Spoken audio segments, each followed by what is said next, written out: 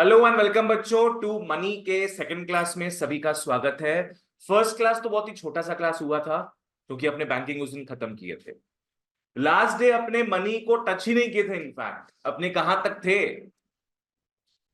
Limitations, किसके limitations में थे? बार्टर सिस्टम के। We just talked about barter system. ठीक है, अपने दो मेन डेफिनेशंस देखे थे, एक एक्सचेंज था और एक बार्टर सिस्टम था। एक्सचेंज का मतलब क्या है? एक्सचेंज एक नाटक है, एक एक्ट है of trading surplus goods that we have in order to obtain goods that we require. ठीक है ना, बस लेन देन का बातचीत है। और क्या चीज का लेन देन होना है? गुड्स का। चलो वापस से आओ। Exchange refers to what? An act of trading surplus goods which people have to obtain goods which they require। पूरा विजुअलाइज करो सिस्टम। और बार्टर सिस्टम वही सिस्टम है। बार्टर सिस्टम क्या है? उसका main wording system of exchange. बोलो क्या है वो? System of exchange where commodities are exchanged for other commodities. ठीक है ना, where goods and services are exchanged for other goods and services. आ जाओ, इसको अपने बोलते हैं सीसी इकोनॉमी भी। चलो ओके। हाँ, लिमिटेशंस में आते बच्चों। 5 लिमिटेशंस थे, 5 मार्क का क्वेश्चन आ सकता है। सबसे पहला लिमिटेशन है डबल कोइंसिडेंस ऑफ बॉन्ड्स। फिर lack of measure of value, अपने तोल नहीं सकते थे पहले, किसका क्या औकात है वो अपने नाप नहीं सकते थे। नेक्स्ट है lack of store of value, अपने क्या है फ्यूचर में अपना जो भी संपत्ति है उसको स्टोर नहीं कर सकते थे। Next lack of standard of deferred payments, उधारी का काम नहीं हो सकता था। रिमेंबर एप्पल का एग्जांपल, रिमेंबर गाय का एग्जांपल। ठीक है, एंड लास्ट जहां हाथी का एग्जांपल दिए थे, लैक ऑफ डिविजिबिलिटी, जहां एक बड़ा सामान है हमारे पास, उसके बदले अपने छोटा सामान एक्सचेंज नहीं कर सकते। चलो ओके बच्चों, आओ कॉपी निकाल लो सब, स्टार्ट करते हैं आज मनी के साथ। लिख लो मनी।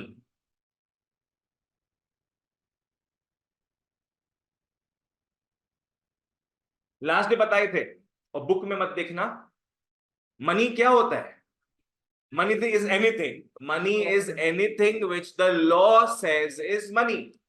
जो मोदी जी बोल दिए पैसा है, वही पैसा मानना पड़ेगा अपने को।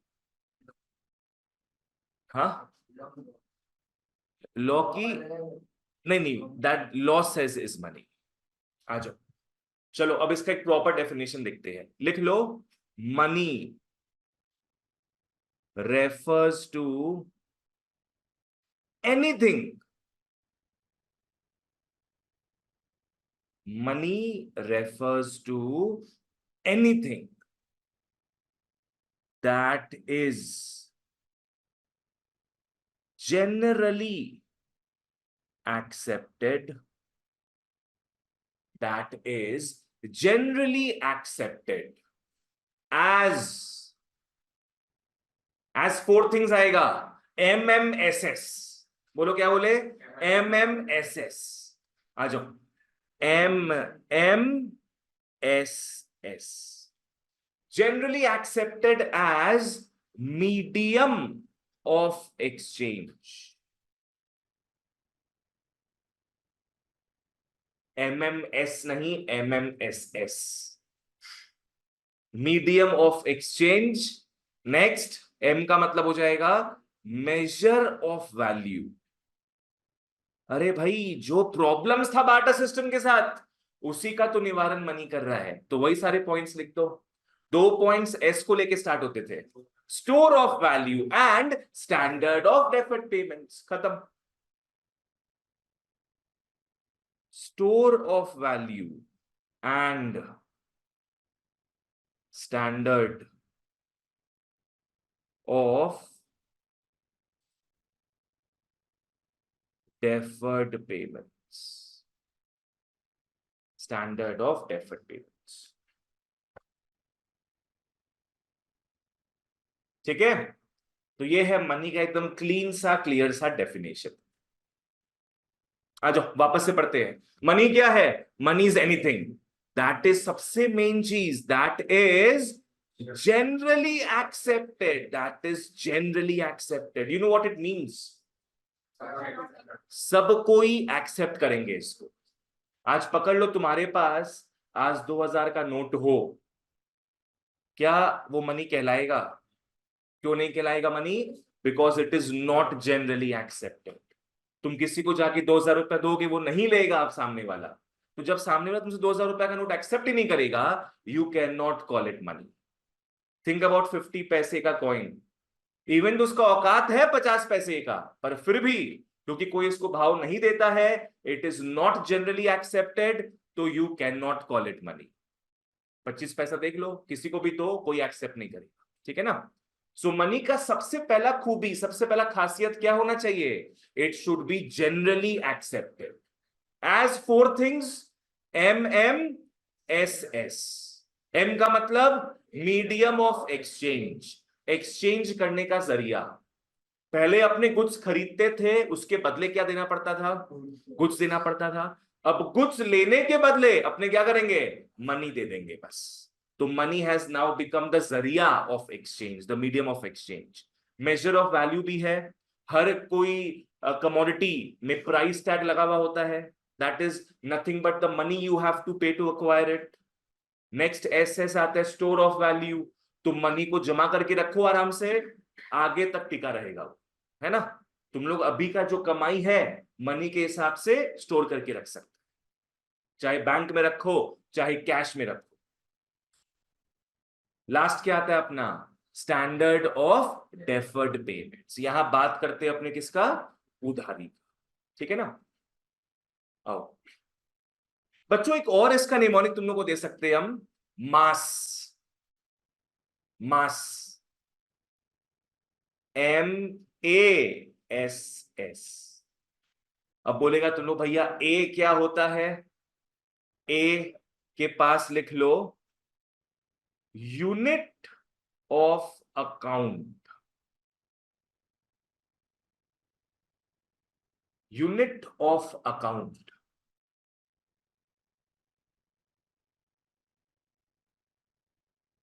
तो ये भी एक और निमोनिक है, मास। Money is mass. ए का मतलब क्या हो गया? Unit of account. तुम लोगों को समझाएंगे इसका मतलब क्या है लेटर ऑन, ठीक है ना? चलो ओके। अनीश क्लियर है?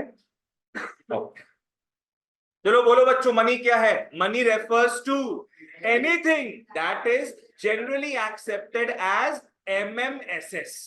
एम का मतलब medium of exchange, next measure of value, next store of value, and standard of deferred payments. चलो बढ़िया, ओके। आओ नेक्स्ट लिख लो नीचे यहां पे उसके कंपोनेंट्स, मनी के कंपोनेंट्स। क्या लगता है मनी में क्या क्या आता होगा? पेपर मनी आता है, और प्लास्टिक मनी आता है। हाँ, is plastic money really is money और नॉट? सोचो। ऑनलाइन मतलब डेबिट कार्ड, ये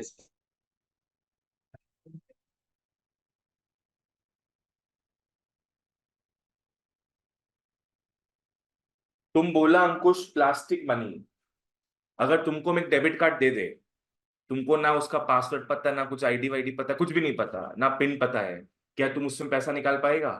नहीं, तो इट इज नॉट मनी। भैया हम बोला है श्रेष्ठ। अच्छा हाँ, तुम भी बोला और तुम भी बोला। मेटल कॉइन्स मनी है क्या? चेक मनी है? चेक मनी नहीं है कि है? ये आपको ऑलरेडी दिया है, आप निकाल सकते हैं। अगर तुमको अभी हम काट के दे दे 5 करोड़ का चेक, हाँ सब साइन सब मार देंगे उसमें। 5 करोड़ का चेक हम दे दे अगर, हाँ बेटा बोलो। डीडी, डीडी बोल सकते हैं। Cheque is not money, cheque is not money, ठीक है ना? तुम लोग जो बात करो ना ये सब चेक और प्लास्टिक मनी, एटीएम कार्ड वगैरह, these are instruments of money. ये अपने को हेल्प करता है हमारा मनी किसमें से निकालने में? बैंक से निकाल। These are instruments of money, not money, ठीक है ना? मनी का दो कंपोनेंट होता है, लिख लो, चेक्स कैन बाउंस। हाँ, मनी का दो कंपोनेंट्स होता है, एक लिख लो कैश, एक लिख लो कैश, और एक बैंक मनी। एक होता है कैश, एक होता है बैंक मनी। यही दो जगह तो पैसा अपने रख सकते हैं, या तो अपने कैश के हिसाब से रख सकते हैं, या तो अपने क्या, बैंक में रख सकते हैं पैसा हमारा, ठीक है ना। कैश के हिसाब से भी दो पार्ट्स है। कैश के हिसाब से दो पार्ट्स क्या आ जाएगा, एक आ जाएगा तुम लोग का पेपर नोट्स, एक आ जाएगा लिख लो करेंसी। करेंसी मतलब हो गया पेपर नोट्स, करेंसी मतलब हो गया पेपर नोट्स। और एक क्या होता है, कॉइन्स। कृष्ण समझ में आ रहा है? एक हो गया currency, these are notes, and एक हो गया कॉइन्स।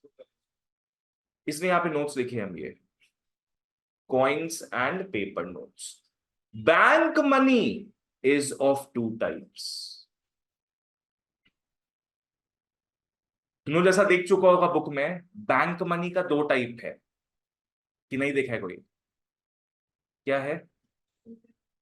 नहीं नहीं, वो सब नहीं। बैंक मनी का दो टाइप है, तुम लोग बैंकिंग चैप्टर में पढ़ चुका है ये। बैंक में किस किस हिसाब से रुपए जमा करते हैं अपने? Demand deposits and time deposits. तो लिख लो demand deposits and timed deposits. और इसके अंदर के कंटेंट्स तो अपने को पता है ऑलरेडी। डिमांड में कासा, एंड टाइम्ड में एफडीआरडी। एफडीआरडी मतलब क्या? Fix deposit, recurring deposit. CASA मतलब करंट अकाउंट, सेविंग अकाउंट। तो ये पूरा चीज बच्चों कैश है, सॉरी मनी है।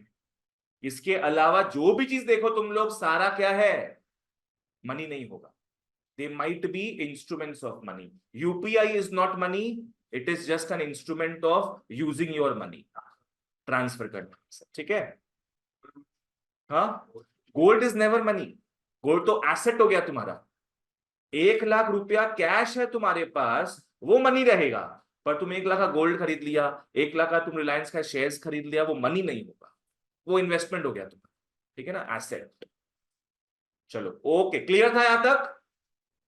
आओ आते हैं, come back to the material.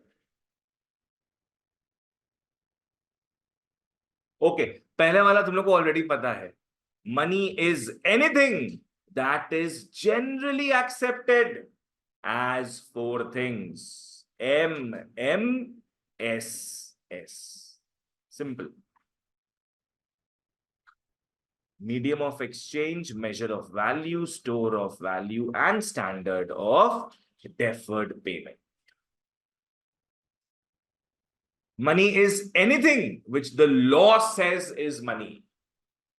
Next, MCQ के लिए जो पॉइंट इंपॉर्टेंट है, आज हम बोलते हैं एमएमएसएस, चलो सब सही है भैया, सब सही है। फिर भी कोई आइटम मनी नहीं कहलाएगा जब तक उसमें कौन सा फीचर नहीं आए, जनरल एक्सेप्टेबिलिटी का फीचर। नहीं आ रहा क्या अभी? तो मैम को बोलो आधी घंटा, आधी घंटा तुमको करा देगी, ठीक है ना। हाँ, क्या बोले तुम लोग को? जनरल एक्सेप्टेबिलिटी अगर नहीं होगा तो जितना ही एमएमएसएस हो जाए कोई काम का नहीं है। तो सबसे मेन चीज क्या है? The basic characteristic of money is general acceptability. अगर सामने वाला उस आइटम को इज्जत देगा तभी उसको मनी बोलेंगे हम लोग। Money is accepted because it is accepted by others, क्योंकि सबको बिलीफ है उसमें, तभी लोग एक्सेप्ट करते हैं, ठीक है। Money covers all such things as coins, currency notes, cheques. काट दो, आई शाबाश, चेक्स काट दो। चेक्स कभी मत बोलना मनी है, ठीक है। चलो ओके, आओ next we move on to kinds of money. Online वालों कुछ डाउट है तो बताना। ये जो 500 रुपया का नोट है, ठीक है ना, 500 रुपए का जो नोट है उसका दो टाइप का वैल्यू होता है, एक होता है फेस वैल्यू और एक होता है इंट्रिंसिक वैल्यू। बोलो क्या क्या वैल्यूज होगा? Face value and intrinsic value. Face value का मतलब है जो प्रिंटेड है उसके ऊपर। बताओ क्या प्रिंटेड है? 500 रुपीज। या तो प्रिंटेड होगा या तो स्टैम्प्ड होगा। स्टैम्प्ड किस में होता है? कॉइन्स में। कॉइन्स में मशीन से स्टैम्प किया जाता है, ठीक है ना। तो फेस वैल्यू वो वैल्यू होता है जो प्रिंटेड होता है नोट्स के ऊपर या कॉइन्स के ऊपर स्टैम्प्ड होता है। क्लियर? इंट्रिंसिक वर्ड समझ में आता है?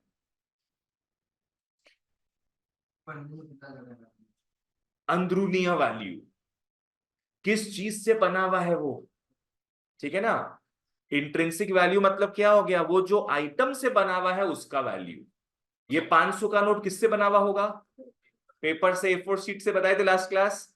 A4 शीट से बना हुआ होगा तो इसका अंदरूनी वैल्यू क्या है? एक A4 शीट का प्राइस इसका अंदरूनी वैल्यू होगा, पेपर का कॉस्ट होगा। बस पकड़ लो, 25 पैसा लगा होगा अगर इसको, इसके पेपर का, तब इसका इंट्रिंसिक वैल्यू क्या है? 25 पैसा। सो फेस वैल्यू 500 का पर अंदरूनी वैल्यू 25 पैसा का। जस्ट इमेजिन, मतलब एक तरह से कॉस्ट ऑफ मेकिंग दैट 500 रुपया नोट। एग्जैक्टली अपने कॉस्ट ऑफ मेकिंग नहीं बोलेंगे, रादर अपने क्या बोलेंगे? Cost of commodity. समझो इस चीज को, कॉस्ट ऑफ मेकिंग का बात नहीं होगा इसमें, बात किसका होगा? Cost of the item of which it is made up of. किससे बना हुआ है ये? पेपर से, बस cost of that item.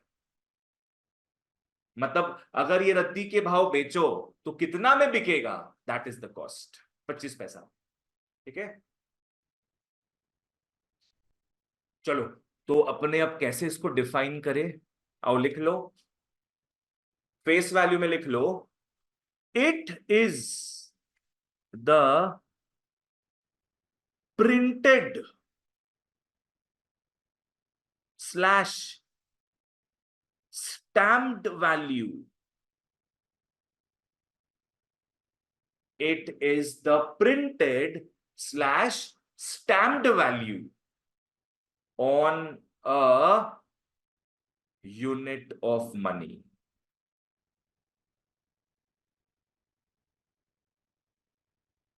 It is the printed या stamped value on a unit of money. Face मतलब समझ में आ गया ना? उसके फेस में क्या लिखा हुआ है? On a unit of money. Example 500.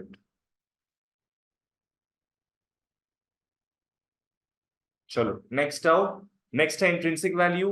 इसका मतलब क्या बताया तुम लोग को? Cost of commodity and not what? Cost of making. उसका बात नहीं करेंगे हम लोग, ठीक है ना। तो ढंग से क्या लिखेंगे? इंट्रिंसिक वैल्यू में लिख लो, it is the value of the commodity. It is the value of the commodity, ठीक है ना। It is the value of the commodity of a unit of money.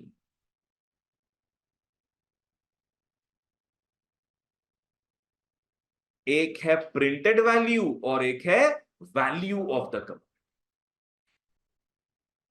अगर 500 रुपए के नोट का बात करें तो क्या लिखोगे उसमें? मतलब कैसे लिखना होगा इसको कि value of paper of which note is made. Value of paper of which the note is made. अलग कॉस्ट, अलग कॉस्ट, अदर कॉस्ट हो सकता अलग का होगा कुछ नहीं है, उसका अंदरूनी कॉस्ट है, ये उसका अंदरूनी वैल्यू है बेसिकली। कॉइन का भी कॉस्ट होगा, कॉइन का भी वैल्यू होता है। तुमने देखा है पहले का जो 5 रुपए का कॉइन है कितना मोटा आता था पहले का, याद हो अगर तो?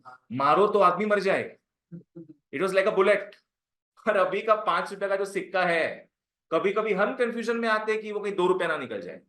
मैंने पॉकेट में देखते हैं तो दिखते लगता है 2 रुपए का सिक्का होगा वो, पर निकलता है किसका? 5 रुपए का सिक्का। इतना पतला कर दिया है और क्वालिटी भी अलग कर दिया है एकदम।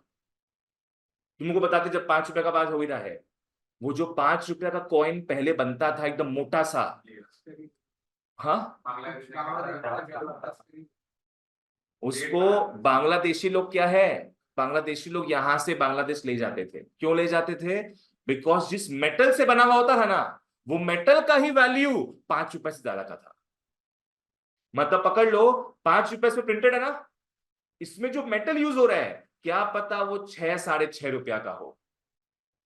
तो ज्यादा प्रॉफिट किसमें है? इसको 5 रुपए की तरह यूज करके है कि गला के उसका 6-6.5 रुपया बना दो, गला के 6-6.5 रुपया बना दो। तो बांग्लादेश में ऐसा बहुत यहां से स्मगलिंग होता था। मतलब ये ऐसा चीज था जिसका बोल सकते हैं अपने फेस वैल्यू कम था, और क्या जिसका वैल्यू ज्यादा था? इंट्रिंसिक वैल्यू ज्यादा था, बिकॉज इसमें मेटल कंटेंट काफी ज्यादा था। ठीक है ना? सो एक होता है इंट्रिंसिक वैल्यू, एक होता है फेस वैल्यू।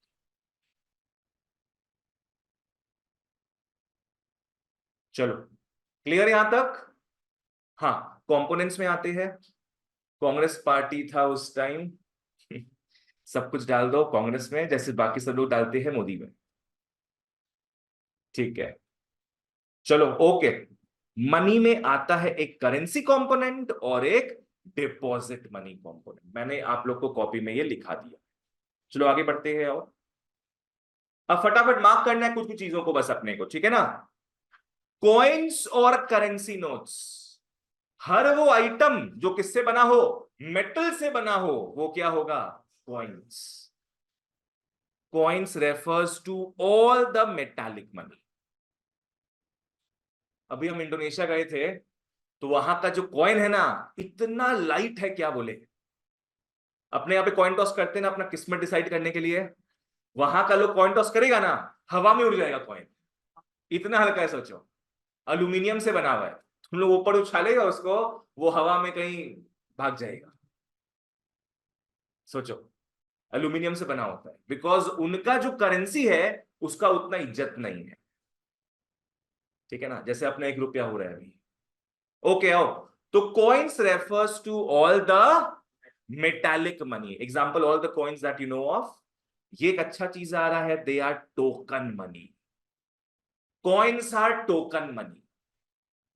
टोकन मनी का मतलब बच्चों, जिसका फेस वैल्यू उसके इंट्रिंसिक वैल्यू से ज्यादा होता है। क्या बोले हम?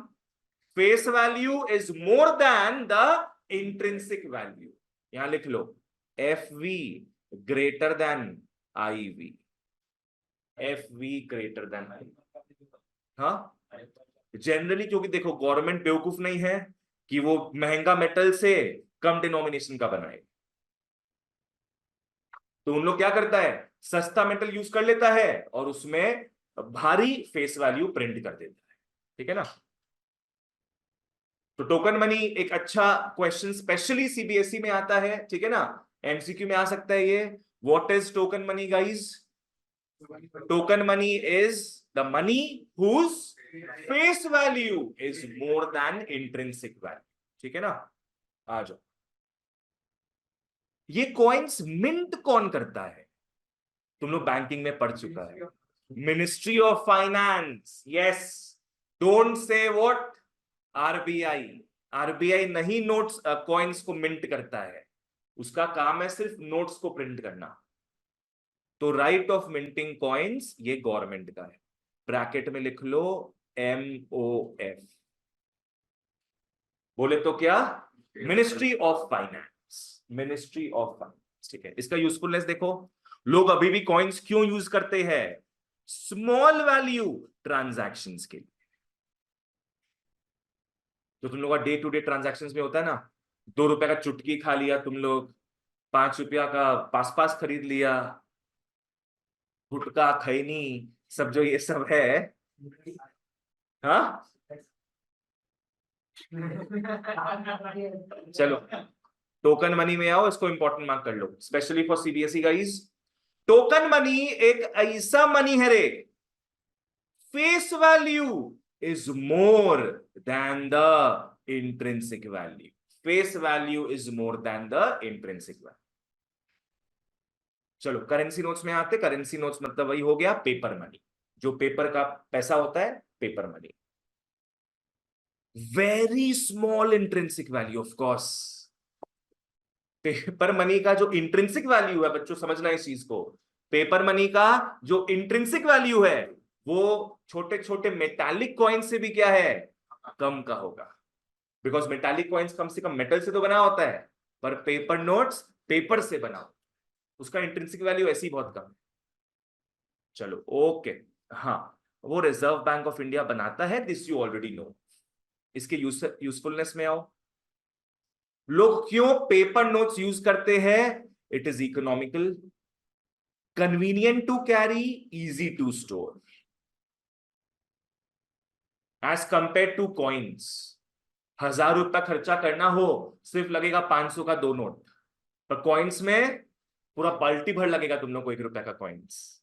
तो it is convenient to carry उस हिसाब से। ठीक है, उत्प्लक्ष क्लियर है ये? चलो नेक्स्ट। अच्छा, ये दोनों मैं कॉपी में समझाता हूं, निकाल लो कॉपी।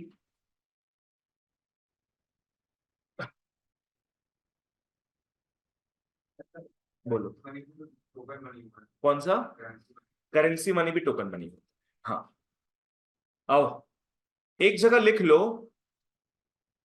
कन्वर्टेबल मनी, और एक जगह लिख लो इनकन्वर्टेबल मनी। ऑनलाइन वालों, आप लोग को जहां भी डाउट हो प्लीज मेरे को पूछा करो, ठीक है ना? हालांकि यहां जो ऑफलाइन वाले बच्चे पूछ लेते, डाउट्स क्लियर हो जाता है, उसमें उसके अलावा कुछ डाउट्स हो आपका तो प्लीज पूछ लिया करो। आओ, एक होता है कन्वर्टेबल मनी, एक होता है इनकन्वर्टेबल मनी। तुम लोग को लास्ट का सम एवोल्यूशन बताए थे मनी का। सबसे पहले कौन सा मनी यूज होता था? कमोडिटी मनी, याद है? सॉल्ट था, ऑलिव ऑयल वगैरह था, these were used as commodity money. उसके बाद कौन सा मनी आया? मेटालिक मनी, जहां क्या यूज होता था? Gold coin, silver coins, copper nickel coins वगैरह यूज होता था। फिर कमोडिटी मनी के बाद क्या आया? Paper money, right? Commodity money के बाद आया पेपर मनी। अब तुम लोग खुद सोचो एक चीज बच्चों, तुम लोग के पास, माने उस एरा में पहुंचो, उस हिस्ट्री के एरा में पहुंचो, तुम लोग के पॉकेट में गोल्ड कॉइन, सिल्वर कॉइन है, राइट? अब सडनली तुमको गवर्नमेंट बोल दे कि वो सारा तुम लोग मेरे को दे दो, और मेरे से क्या ले लो? पेपर नोट्स ले लो। फील करो इस चीज को, तुम लोग के पास क्या है? Gold coin, silver coin. वो देख के समझ में आ रहा है उसमें कितना अच्छा वैल्यू है। अब सडनली गवर्नमेंट क्या बोले कि तुम ये जमा कर दो आरबीआई के पास, और उसके बदले उतने का क्या करो? रुपीस बोल के नया आइटम निकला है, रुपीस नोट्स ले लो मेरे से। तुम लोग के माथे में टेंशन नहीं आएगा कि भाई कचरा का पेपर क्या हम लोग को दे रहा है? ये हम लोग के पास तुम्हारे गोल्ड सिल्वर कॉइन्स था, ये कचरा का पेपर आ गया, गवर्नमेंट ऑफ इंडिया लिखा है इसमें। You will not want to believe it, and you will not want to take it. समझ में आ रहा है मैं क्या बोल रहा हूं? तो गवर्नमेंट उस समय क्या किया ना, गवर्नमेंट उस समय बनाया convertible money. Now what is convertible money? Government बोला कि पकड़ लो, तुम 1 लाख रुपया का गोल्ड किसको दे दो? आरबीआई को दे दो, ठीक है ना? 1 लाख का गोल्ड दे दो आरबीआई को, उसके बदले तुम 1 लाख रुपीस ले लो आरबीआई से। समझ में आया? और तुमको ये गवर्नमेंट तुमको ये आश्वासन दे दिया कि जब तुम्हारा मन हो तुम आरबीआई के पास चले जाना अपना 1 लाख रुपया लेकर, और रिटर्न में तुम क्या है? गोल्ड ले सकते। हाँ, गिरवी रखवा रहे पकड़, ताकि बच्चों नहीं, ताकि लोगों का कॉन्फिडेंस बना रहे। याद है अपने बैंकिंग में पढ़े थे कि आरबीआई जितना नोट्स प्रिंट करता है उतना उसको एसेट्स भी रखना पड़ता था पहले, अभी जरूरत नहीं है, पहले रखना पड़ता था। तो ये वही चीज हो गया कि you can easily convert between these two. ये गवर्नमेंट एकदम स्टार्टिंग में किया था ताकि लोग नकार दे। किसको नकार दे लोग? गोल्ड को नकार के स्वीकार किसको कर ले? पेपर नोट्स को। बिकॉज वो बहुत ही ह्यूज चेंज था लोगों के जीवन में। बोलो। ब्रिटिश के समय का बात है। हाँ, ब्रिटिश के समय का बात। ये तुम्हारा 1930s 1940s का ही बात है, इंडिपेंडेंस के जस्ट पहले। उस पर तो गोल्ड कॉइन चलता था ना, वो 1-1 रुपए का सिल्वर कॉइन्स आता है, जो बहुत सारे शादियों में भी लोग देते हैं, 1-1 रुपए का सिल्वर कॉइन्स। हाँ, हम तो पहले से जमा कर रहे थे वो सब कलेक्शन के हिसाब से, और दिए नहीं है शादी में। वाह, से मेरे शादी हुआ है क्या? जिसके साथ हुआ है उनको भी देना पड़ा ना हम लोग को। ठीक है, तो आओ लिख लो इसमें कन्वर्टेबल मनी में क्या है, गवर्नमेंट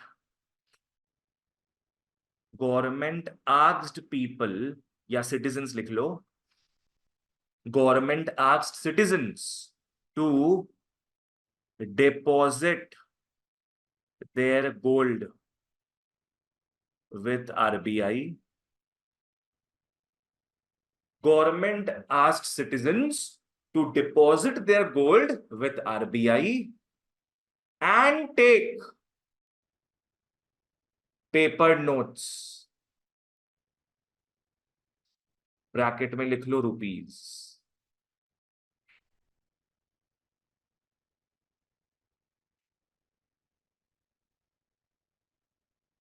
क्रिस्ट क्लियर है ये?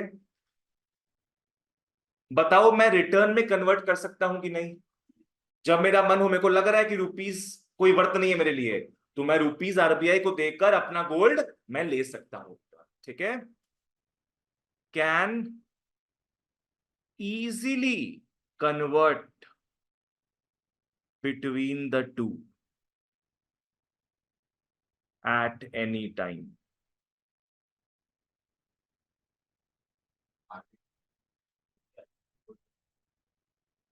वो तो गोल्ड बेचना हो गया, वो गोल्ड बेचना हो गया तुम्हारा, उसी वैल्यू का आइडिया सेम है, पर यहां तुम आरबीआई से पूरा काम कर। हो सकता है तुम्हारे पास 1 लाख रुपया पड़ा है मान लो, ठीक है, तुम नहीं हो सकता है, पकड़ लो, तुम गोल्ड कोई ज्वेलर को बेचने जा रहा है, क्या पता वो तुमसे एक्सेप्ट नहीं करे गोल्ड, ये भी हो सकता है। पर आरबीआई को तुम गोल्ड अगर देने जाएगा तो उसको एक्सेप्ट करना ही पड़ेगा, और तुमको रुपीज देगा। समझ गया? 10 साल बाद उसका गोल्ड का वैल्यू तो बढ़ जाएगा, और तो 1 लाख में उतना गोल्ड तो वापस नहीं मिलेगा हम लोग ज्यादा मिल जाएगा। को। हाँ, खैर ये कन्वर्टेबल मनी, अब इसको भूल जाओ तुम लोग, ये पहले का बात है। ये कब का बात है, लिख लो, फर्स्ट वर्ल्ड वॉर, बीच में जो लाइन बनाया ना आपने, वहां पे लिख लो फर्स्ट वर्ल्ड वॉर। ये जो किस्सा मैंने बताया, ये फर्स्ट वर्ल्ड वॉर के पहले का बात है। फर्स्ट वर्ल्ड वॉर के पहले क्या है, तुमको जब मन हो, तुम पूरा वर्ल्ड का मैं बात कर रहा हूं, ठीक है ना, तुमको जब मन हो तुम क्या कर सकते हो, अपना करेंसी अपने सेंट्रल बैंक को जाके रिटर्न करके क्या ले सकते हो, गोल्ड ले सकते, ठीक है ना। फिर आया बच्चों फर्स्ट वर्ल्ड वॉर, बहुत सारे कंट्रीज डूब गए, बहुत सारे कंट्रीज और ऊपर चले गए। अब जो कंट्री डूबने वाला था उसके लोग क्या करेंगे सोचो, उसके लोग वहां का जो करेंसी है वो रिटर्न करके क्या लेना प्रेफर करेंगे, गोल्ड। आज पकड़ लो पाकिस्तान का जो रुपीज है, पाकिस्तान डूबने वाला है अगर, तो उसका रुपीज का भी वैल्यू क्या है, डूब जाएगा। तो लोग क्या करेंगे, उसका जो पाकिस्तानी रुपीज है वो रिटर्न करके क्या ले लेंगे, गोल्ड, बिकॉज गोल्ड का वैल्यू तो गिरता नहीं कभी, है ना। तो फर्स्ट वर्ल्ड वॉर के समय बहुत सारे कंट्रीज के सेंट्रल बैंक को रिटर्न देना पड़ा गोल्ड लोगों को, ठीक है ना, उनके पास गोल्ड बचा ही नहीं। तो उसके बाद each and every country in the world adopted what, inconvertible. Inconvertible money का मतलब क्या हो गया, कि अब तुम क्या अपना सेंट्रल बैंक के पास जाके कन्वर्ट नहीं कर सकते। अब तुमको गवर्नमेंट बोल दिया है you have to use paper money, मतलब क्या, you have to use paper money, ठीक है। आ जाओ, इनकन्वर्टेबल मनी मतलब क्या है, now money can not be converted to gold with RBI.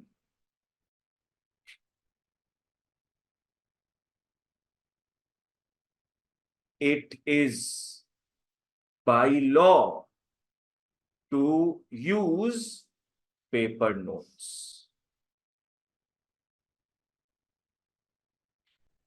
It is by law to use paper notes.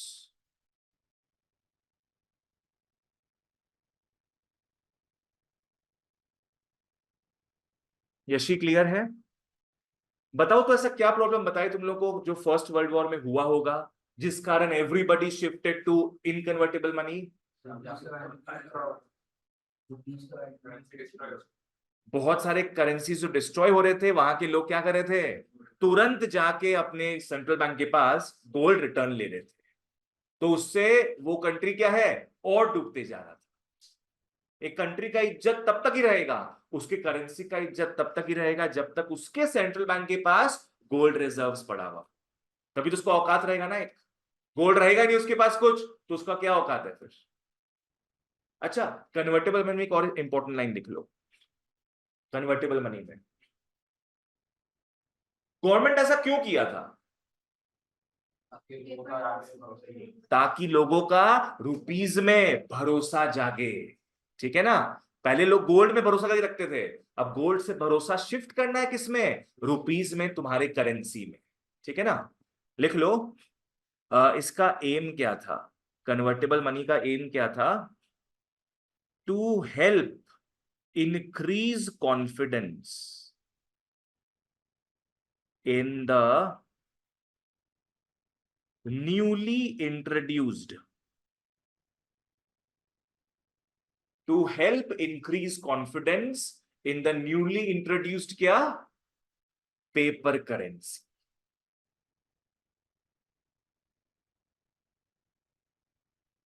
to help increase confidence in the newly introduced paper currency. Meaning clear है? अनीश चलो लिख लो। नम्रता यहां तक हो गया? चलो आगे बढ़ते हैं फिर। आओ, ये दोनों पार्ट्स मैंने आप लोगों को बता दिया है। एक इसको इंपॉर्टेंट मार्क कर लो। इसको प्रोनाउंस करो तो क्या लिखा हुआ है ये? हाँ, फिएट मनी। यस, क्या नहीं बोला इसको? फायट मत बोलना, फिएट मनी। फिएट का मतलब लिख लो क्या है? फिएट का मतलब हो गया बाई लॉ। फिएट का मतलब हो गया बाई लॉ। लॉ तुमको बोल रहा है ये पैसा है, मतलब तुमको मानना पड़ेगा ये पैसा है। It is called what? Fiat money. क्या रुपीज फिएट मनी है? यस, बिकॉज गवर्नमेंट बोला है फिएट मनी है, माने गवर्नमेंट बोला है बाई लॉ वो मनी है, अपने मान लिए वो मनी है। ठीक है ना? क्या यूएस डॉलर्स फिएट मनी है? Yes, answer is yes. वहां का गवर्नमेंट बोला भैया मनी है, वो मनी है। ठीक है ना? आ जाओ। Fiat money is the currency that government has declared as legal tender. Legal tender मैं बताऊंगा अभी क्या है। लीगल टेंडर का सिंपल मतलब गवर्नमेंट बोल दिया वो पैसा है। ठीक है ना? Government has declared as legal tender but not backed by any physical commodity. उसके बदले कोई गोल्ड वगैरह आरबीआई के पास नहीं रखा हो सकता है आरबीआई के पास 1000 रुपए का गोल्ड पड़ा हो एज रिजर्व, सिर्फ 1000 रुपए का गोल्ड पड़ा हो, और हो सकता है आरबीआई क्या 10 लाख का नोट्स बना दिया है। Anything is possible, no problem. ठीक है ना? अब जरूरी नहीं है कि जितना गोल्ड आरबीआई के पास रहेगा उतना ही नोट्स वो बना सकता है, पहले ये जरूरी था। बोलो, what is token money? Token money refers to the money whose face value is more than intrinsic value. Face value is more than intrinsic value. Next अपने पढ़े फिएट मनी। इसका भी 2 पॉइंट्स था।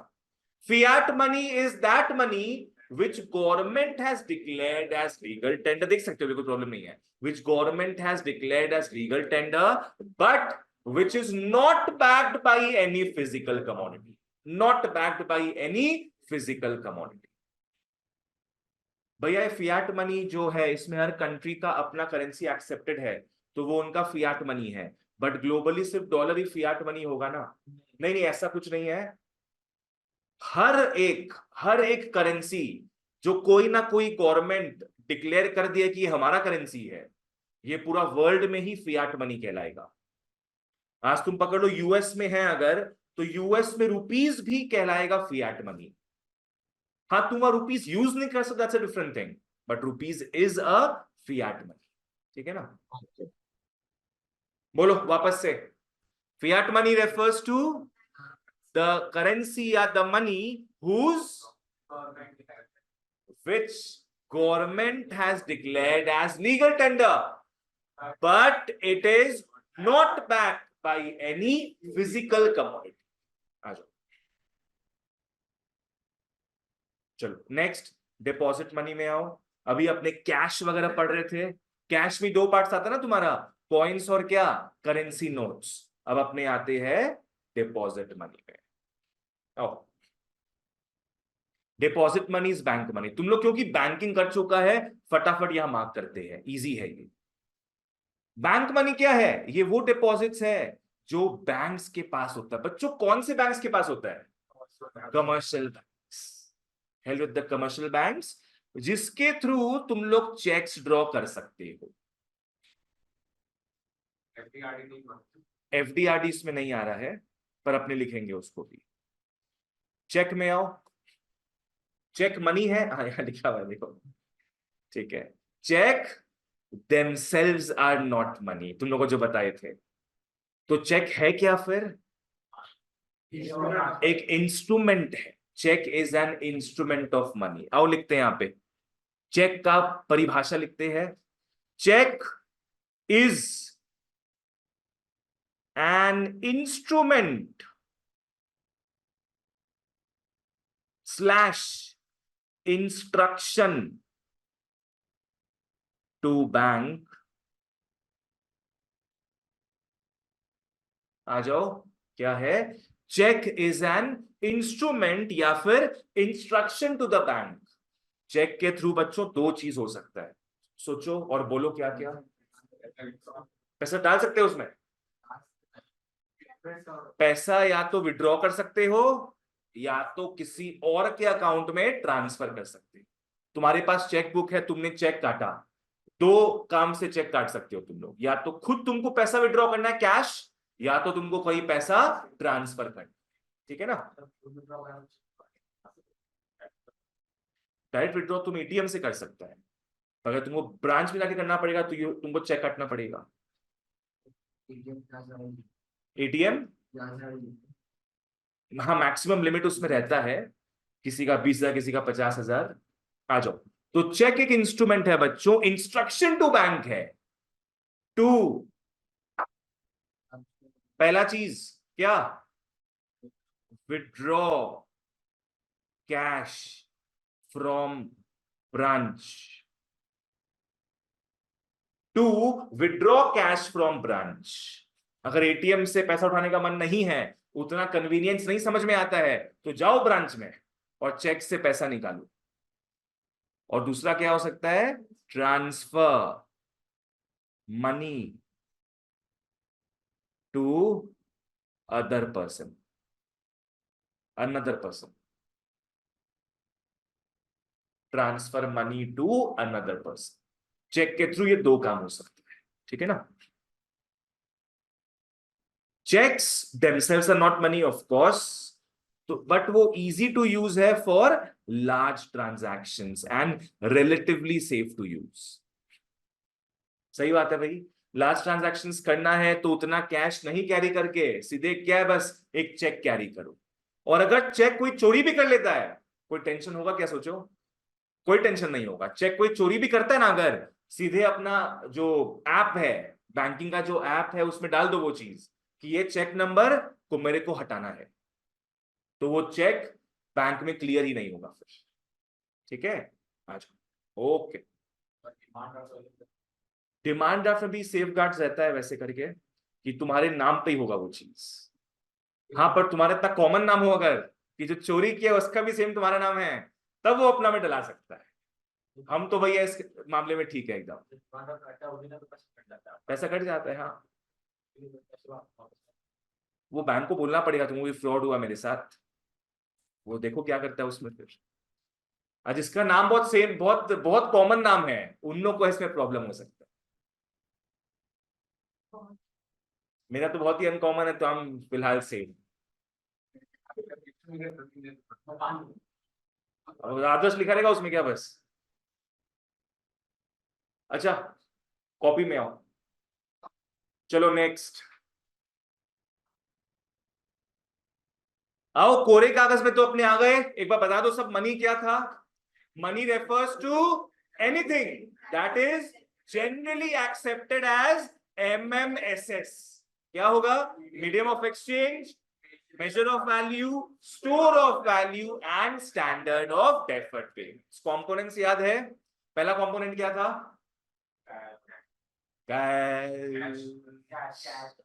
Cash and bank money. Cash and bank money. Cash में दो आएगा, currency notes that is paper and coins. And deposit में भी दो आएगा, टाइम्ड और डिमांड। टाइम्ड में FD/RD, डिमांड में कासा। ठीक है, अब आओ टेंडर्स में आते हैं।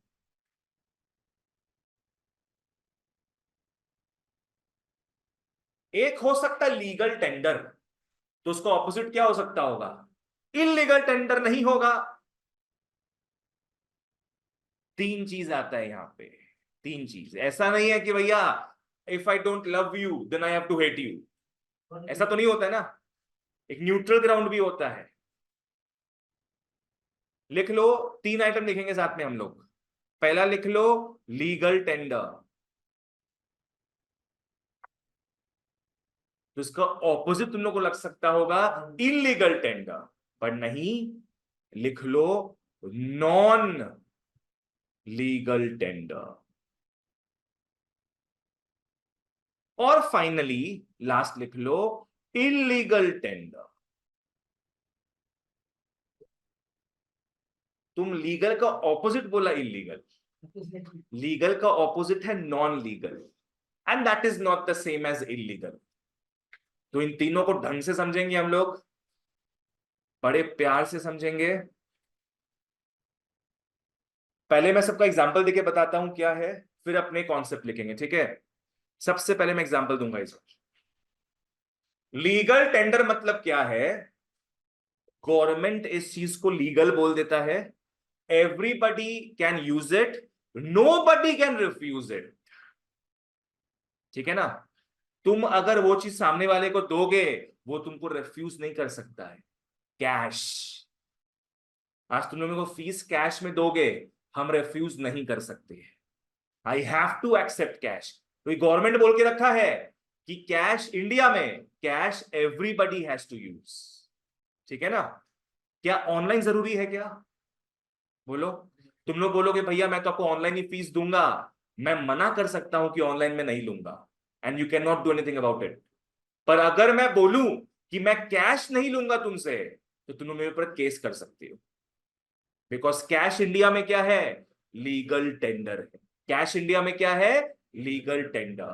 गवर्नमेंट बोल चुका है नोबडी कैन रिफ्यूज कैश। ठीक है ना? तो पहले एग्जांपल से स्टार्ट करेंगे अपने। एग्जांपल लिख लो कैश। क्या बोल रहा है अंकुश? केस करो, बोलो। आप लोग इको पढ़ाते हैं, आपको पता नहीं है चीज। Cash is accepted everywhere, nobody can refuse to accept it. Corona का बात अलग था, पर हाँ अभी कैश ले सकते हैं सब। तो बेटा नॉन लीगल टेंडर क्या होगा? नॉन लीगल टेंडर समझना, गवर्नमेंट इसको इलीगल नहीं बोला है, लीगल ही है ये, बट सामने वाला रिफ्यूज कर सकता है इसको लेने से। सामने वाला रिफ्यूज कर सकता है। ऑनलाइन हो गया, UPI हो गया, कार्ड्स हो गया, ये सब आदमी के कन्वीनियंस को बढ़ाता है, पर सामने वाला जो दुकानदार है वो क्या, इसको रिफ्यूज कर सकता है। केस करोगे उसके ऊपर? नहीं, क्योंकि वो नॉन लीगल टेंडर है। एग्जाम्पल UPI हो गया, पकड़ लो, कार्ड्स हो गया। क्या ये इलीगल है क्या? नहीं, इसलिए एक थर्ड कैटेगरी अपना आया है क्या? Non legal tender. ठीक है ना? इलीगल टेंडर, गवर्नमेंट इसको यूज करने से मना किया है। सोचो। हाँ, ऑलिव ऑयल नहीं नहीं, वो सब नहीं।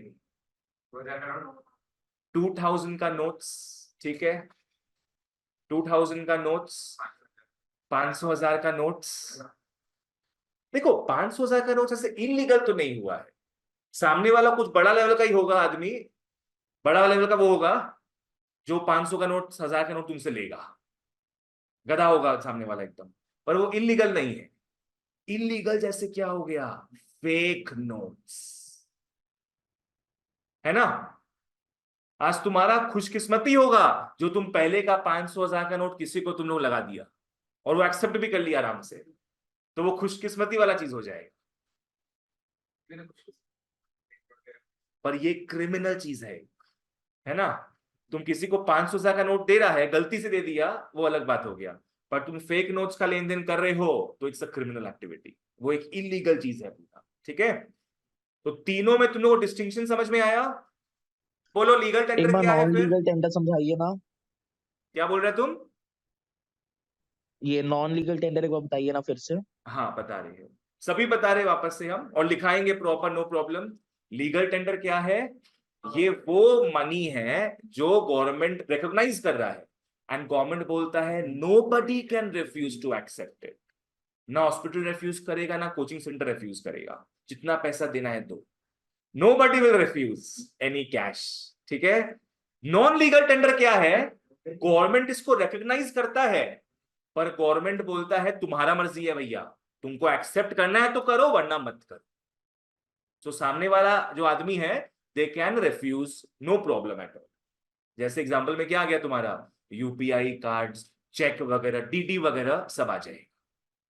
इलीगल टेंडर तो अलग चीज हो गया, illegal tender is not recognised by the government and is a criminal thing, ठीक है। चलो तो इसका अपने लिखते हैं, आ जाओ। Legal tender, recognized by government,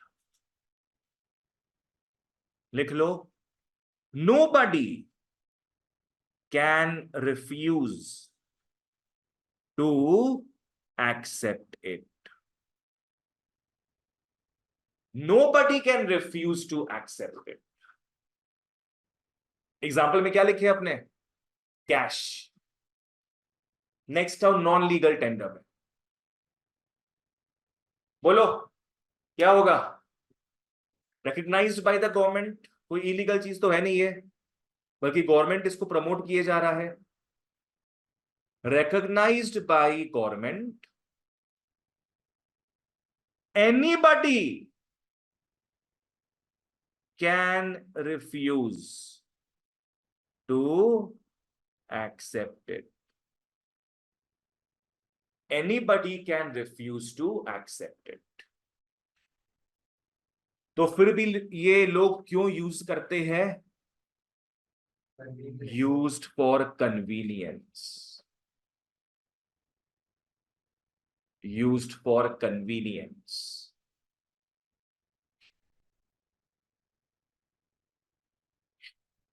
illegal tender के तो क्या कहने, not recognised by the government, not recognized by the government, यहाँ रिफ्यूजल का तो बात ही नहीं है, यहाँ ये हो जाएगा क्रिमिनल एक्टिविटी।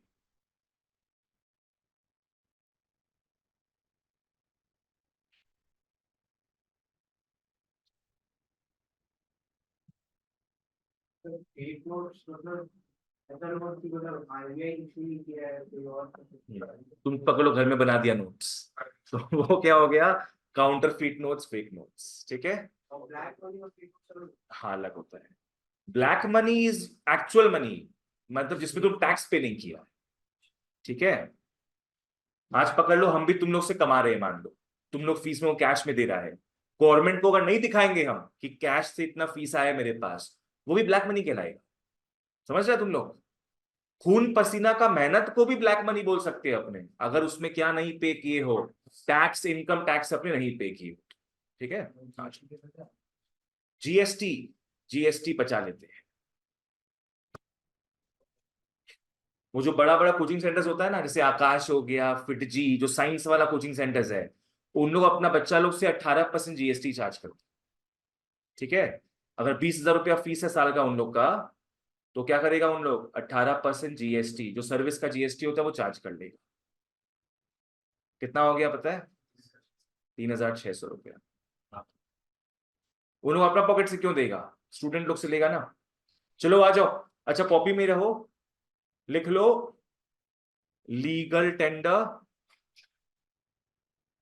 के दो कंपोनेंट्स है। लीगल टेंडर के दो कंपोनेंट्स है। लीगल टेंडर में वैसे क्या लिखे थे अपने एग्जांपल, कैश, और तुम लोगों को पता है कैश में दो आइटम आता है, एक आता है नोट्स और एक आता है कॉइन्स। ठीक है, लीगल टेंडर में लिख लो, एक होता है लिमिटेड एलटी, मतलब लीगल टेंडर, तो एक हो जाएगा unlimited LT. One is limited legal tender, the other is unlimited legal tender. अब इसका मतलब क्या है समझना। आज गवर्नमेंट तो बोल दिया ना कि कैश सामने वाला क्या एकदम भी रिफ्यूज नहीं कर सकता है। ठीक है, पकड़ लो तुम्हारा हॉस्पिटल का बिल आया 5 लाख रुपया, ठीक है, और बहुत मंदिरों में बैठ के तुम क्या जुगाड़ पाए, सारा चिल्लर जुगाड़ लिया तुमने, सारा चिल्लर, तो पूरा 5 लाख रुपया किसमें आया तुम्हारा, कॉइन्स में आया है। कॉइन्स कैश है कि नहीं, कॉइन्स कैश है, it's a part of cash only. तो तुम बोलोगे भैया हम तो पूरा 5 लाख किसमें देंगे आपको, कॉइन्स में देंगे, जो उखाड़ना उखाड़ लो। It is legal tender in India, you can not refuse to accept it. ओ हॉस्पिटल वाले, फिर हॉस्पिटल वाला तुमको बोलेगा बेटा तुम ये क्लास मिस कर दिया था। लिमिटेड लीगल टेंडर मतलब क्या है कि तुम कॉइन्स को एक लिमिट तक ही सामने वाले को चमका सकते हो, एक लिमिट तक, और वो लिमिट राइट नाउ है 1,000 रुपीज।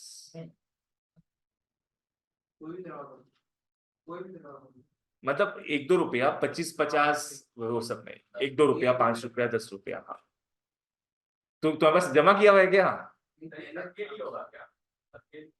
मतलब SC ST का सोच के बोल रहे तुम,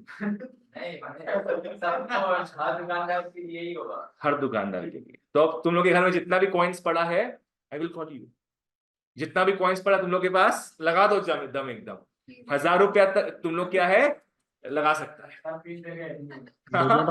नहीं, फीस है। मेरे को मत देना तुम लोग। अरे क्या पढ़ा दिया तुम लोग को, हम मेरे को हम एक्सेप्ट नहीं करेंगे, पहले बता रहे हैं। आओ तुम लोग 12 देखते हैं फिर, ये सब दंगा फसाद में मत पड़ो अभी तुम लोग। ठीक है, जो भी है 1,000 रुपया तो तुम लोग कॉइन्स क्या है सामने वाले को कैश दे सकता है, पर वो तुमसे गिनवाएगा, ये भी लिख लो। Unlimited legal tender notes, notes तुमको जितना देना है तुम दे सकते हो, तो ये भी समझ लो तुम लोग। 10 रुपया का नोट, नोट जितना देना दे सकता है तुम लोग, इट इज अनलिमिटेड। समझ में आ गया? तो बताओ ये कॉइन्स में हो पाएगा क्या, नहीं। कितना देना पड़ेगा नोट्स में, 4,99,000 तुमको नोट्स में देना पड़ेगा, और 1,000 कॉइन में दे सकते हो।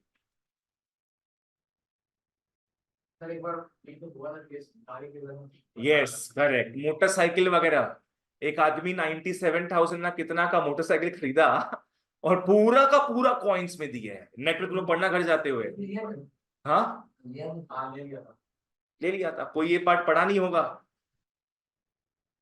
तो 97,000 वो मोटरसाइकिल वाला जो डीलरशिप है वो ले लिया कॉइन्स में। सोचो, चलो आ जाओ कॉपी में, ऑलमोस्ट खत्म ही नहीं होने वाला, 5-7 मिनट में अपना अपने यहां तक कंप्लीट कर लेंगे आज। आ जाओ, ठीक है, क्लियर है तुम लोग को all the types of tenders. पहला क्या था, लीगल टेंडर, दूसरा नॉन लीगल टेंडर, और तीसरा है इनलीगल टेंडर। ठीक है, आ जाओ, तो अब अपने प्रॉपर डेफिनेशन देखते हैं। लीगल टेंडर का डेफिनेशन इज वेरी इंपॉर्टेंट।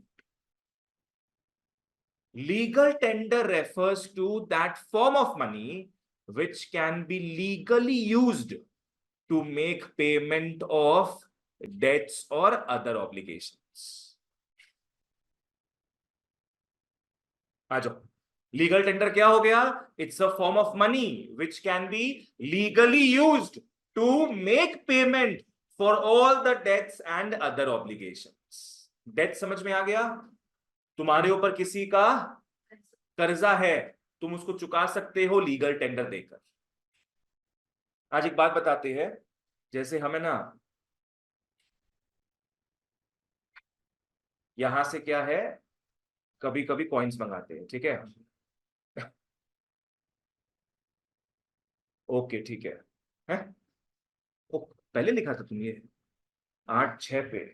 बहुत पहले, बहुत पहले. पकड़ लो,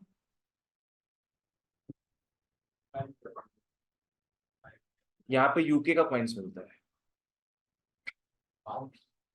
पाउंड्स.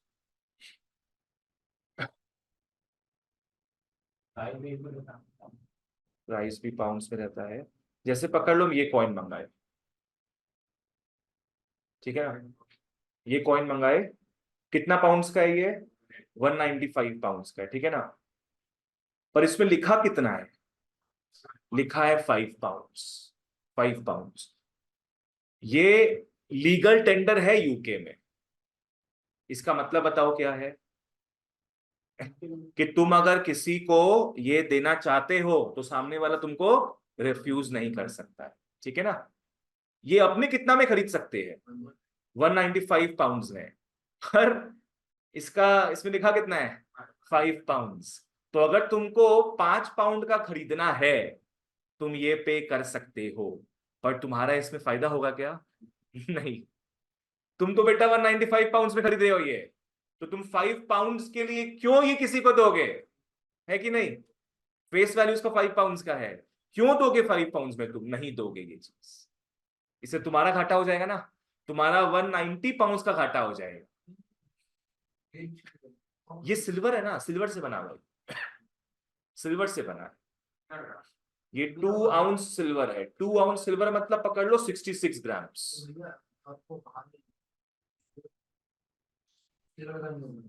सिल्वर का नहीं, नहीं नॉर्मल कॉइन तो सिल्वर कैसे होगा? ये सब कलेक्टेबल कॉइन्स होता है, कलेक्टेबल कॉइन्स. हाँ, फुल कलेक्शन प्राइस तो छोड़ दो फिर. बस जितना लिखा हुआ है ना, उतना रुपया हुआ है. जितना लिखा है उतना रुपया हुआ है. 19,500. सिंपल, एकदम सिंपल कैलकुलेशन. हाँ, रफली मतलब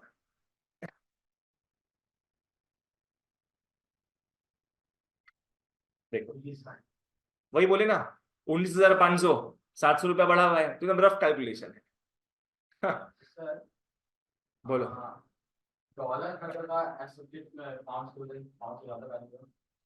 वैल्यू से मतलब नहीं होता है. यूएस डॉलर्स के पास दुनिया का सबसे ज्यादा गोल्ड पड़ा हुआ है, बहुत टाइम से. पता है तुमको शायद पहले, बहुत टाइम से पड़ा हुआ है, तो उसका एक अलग ही इज्जत बना हुआ है. फिर स्टेबल तो यूके भी था, जर्मनी भी था, कोई प्रॉब्लम नहीं है. हाँ, इंडिया के पास अगर उतना औकात आ जाए तो हमारा इंडियन रुपीज जो है वो एक्सेप्ट करेगा सब.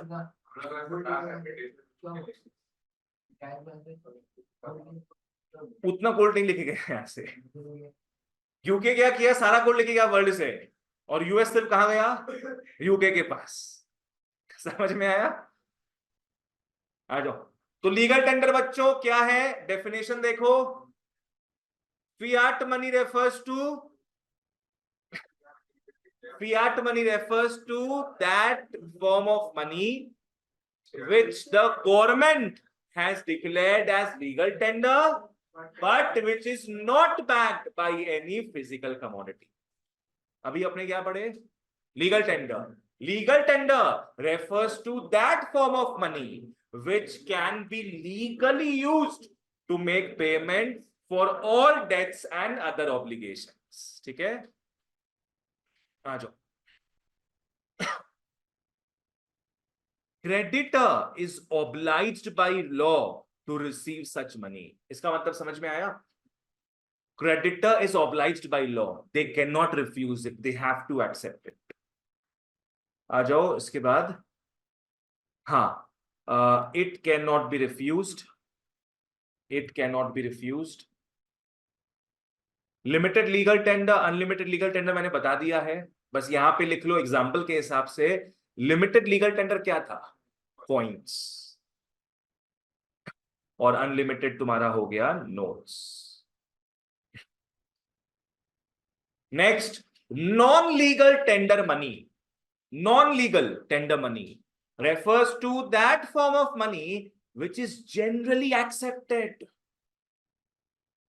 but क्या, legally one is not bound to accept. Legally तुम्हारे ऊपर कोई जोर नहीं है कि तुमको एक्सेप्ट करना ही पड़ेगा. यू कैन रिफ्यूज इट, ठीक है ना. And it is generally accepted, लिख लो, for convenience. Generally accepted for convenience. जैसे तुम्हारा डीडी हो गया, बैंक ड्राफ्ट, चेक्स हो गया, these are totally optional. These are totally optional. इस लास्ट पार्ट को तुम लोग काट देना, ये तुम लोग के काम का नहीं है. फुल बॉडीड मनी में आ जाओ. फुल बॉडीड मनी ये थोड़ा अलग है टोकन मनी से. टोकन मनी में क्या था? टोकन मनी में face value was more than intrinsic value. Full bodied का मतलब है face value is equal to intrinsic value. Face value is equal to intrinsic value. 1 रुपया का नोट, 1 रुपया का नोट तो पेपर ही है, तो बस पेपर का खर्चा आएगा उसमें, वो नहीं होगा. फेस वैल्यू 1 रुपया होगा, पर अगर तुम 1 रुपया भूल जाओ, सिर्फ पेपर का बात करो अगर, तो उसका तो रुपया बहुत कम होगा ना, 30-40 पैसा का ही होगा, पकड़ लो. अरे इंट्रिंसिक वैल्यू बोल रहे हो, उसका अंदरूनी वैल्यू पकड़ लो. तुम्हारा एक A4 शीट है, एक A4 शीट का प्राइस कितना पड़ा? 1 रुपया. एक A4 शीट से अगर तुम कितना नोट्स बना लो 1 रुपए का? 10 नोट बना लो. 1 रुपया का शीट में कितना नोट्स बन गया? 10 रुपए का नोट्स बन गया. तो हर एक का अंदरूनी वैल्यू कितना होगा? 10 पैसा होगा ना. बनने का बात नहीं है, वैल्यू ऑफ कमोडिटी. ठीक है, समझ में आया नम्रता क्या है? ये 1 रुपया का नोट हो गया ना यहाँ पे, पर उसका वैल्यू ऑफ कमोडिटी कितना है? सिर्फ 10 पैसा. बच्चों, वो राजा महाराजा लोग का जो समय था, ब्रिटिश का बात कर रहे हैं, 1 रुपया का जो सिल्वर कॉइन्स चलता था ना, अभी तो फेक चलता है.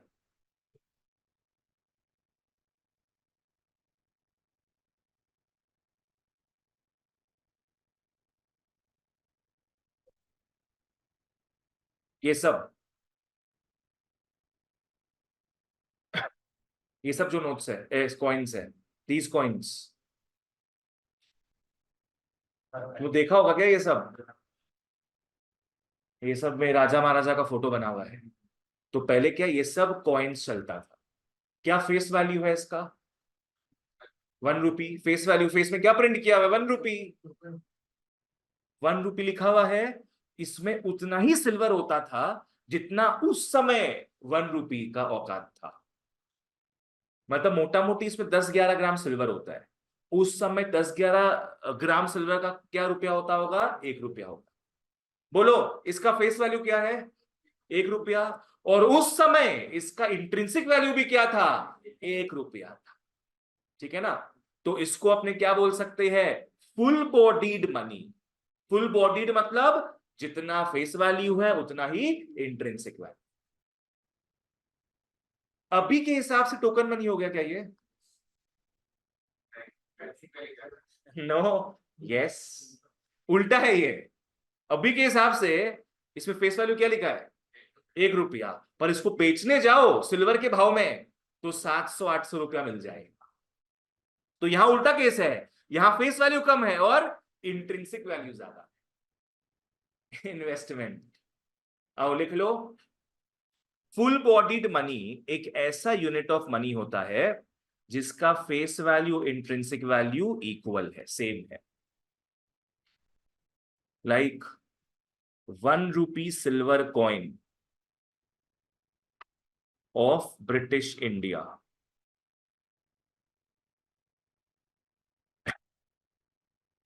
₹1 silver coin of British India. ठीक है, चलो that's it for today guys. आज का क्लास अपना समाप्त होता है। आज अपने मनी के बारे में जाने and all the kinds of money भी हमने देख लिया। लास्ट क्लास अपने आएंगे, functions of money start and complete करेंगे। ठीक है ना, मेरे को लगता है 1.5 से 2 क्लास में चैप्टर होगा।